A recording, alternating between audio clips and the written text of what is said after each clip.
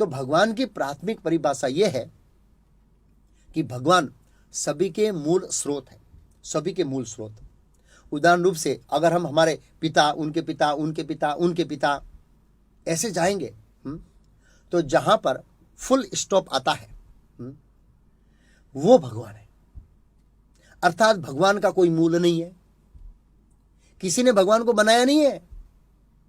अगर किसी व्यक्ति ने भगवान को बनाया है तो वो भगवान नहीं है। फिर है भगवान परम नियंता है, उसके ऊपर कोई नियंत्रण करने वाला नहीं है। फिर है भगवान परम स्वामी है, स्वामी का अर्थ है मालिक। किसी स्थान का वास्तविक मालिक वह होता है जिसका अधिकार उस स्थान पर सदैव रहता है और उसके इस अधिकार को कोई छीन नहीं सकता।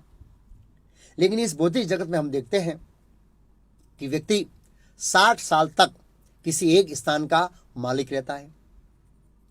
फिर है भगवान परम भोक्ता है। परम भोक्ता का अर्थ है जिसको कुछ भी करना नहीं है,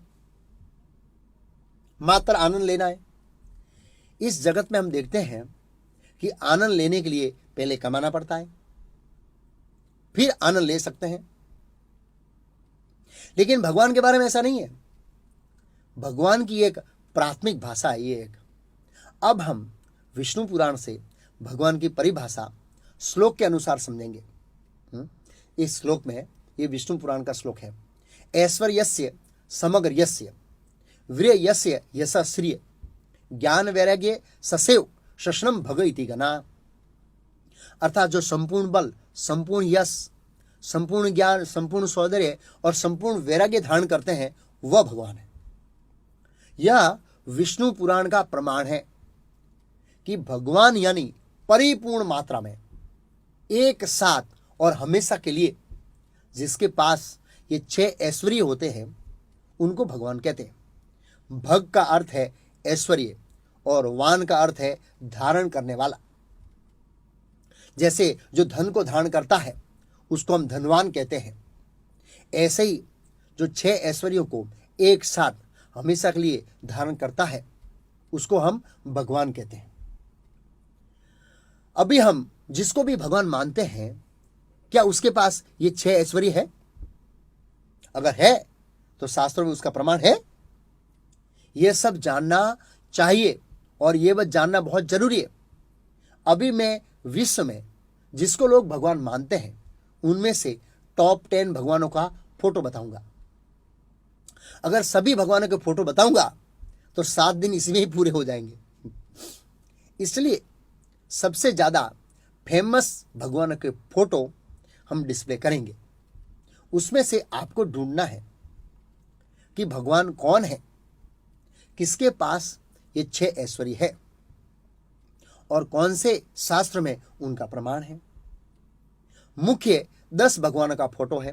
कार्तिकेय, हनुमान जी, गणेश जी, शिव जी, दुर्गा जी, ब्रह्मा जी, सूर्यदेव, सरस्वती, कृष्ण। इनको ध्यान से देखिए कि ये 6 ऐश्वर्य अर्थात ऑपुलेंस परिपूर्ण मात्रा में और एक साथ किसके पास है। इस दुनिया में बहुत लोग सुंदर हैं पर उनके पास धन नहीं है, और किसी के पास धन है तो सुंदरता नहीं है। किसी के पास शक्ति है पर उसके पास कीर्ति नहीं है। किसी के पास कीर्ति है पर वैराग्य नहीं है। इस जगत में यह 6 ऐश्वर्य परिपूर्ण मात्रा में एक व्यक्ति के पास होना बहुत ही मुश्किल है। इन फोटो में से ये 6 ऐश्वर्य परिपूर्ण मात्रा में मात्र कृष्ण के पास है। आप प्रश्न कर सकते हैं कि क्या शास्त्र प्रमाण है?